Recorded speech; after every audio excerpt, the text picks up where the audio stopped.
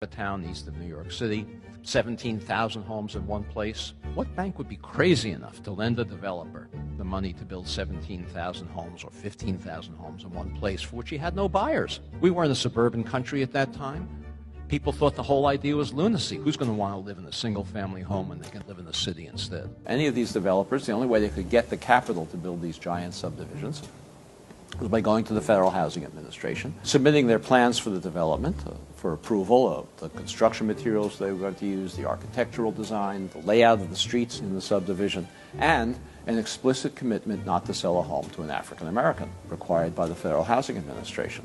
The Federal Housing Administration even required, as a condition of these guarantees, developers like Levitt to place a clause in the deed of every home prohibiting resale to African Americans or rental to African Americans. These deeds still exist in these homes today. They're no longer enforced, no longer enforceable, but they're still there. What was the consequence of this? Well, those homes in those days, in all of these suburbs, they sold for $10,000 or less, $8,000, $9,000 a piece. In today's money, that's less than $100,000, probably $90,000. African Americans who were prohibited, not they didn't want to, not because they didn't like living among whites, they were prohibited from moving into these suburbs, and they could easily afford to do so. Any working class family can afford to buy a home for $90,000, roughly twice national median income. Those homes and developments like that now sell for $300,000, $400,000, $500,000 and more. The white families over the next couple of generations gained, you can do the arithmetic, $200,000, $300,000, $400,000, $500,000 in equity.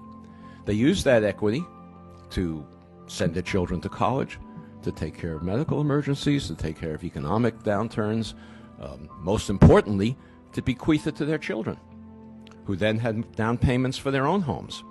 African Americans who accumulated none of that wealth as a result of this federal subsidy had none of those abilities.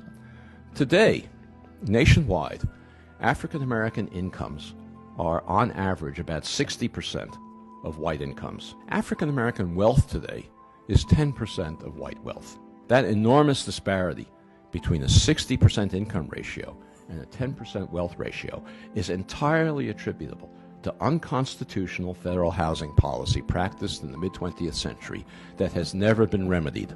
It's a constitutional violation. Of course, it determines the ongoing racial inequalities we have today.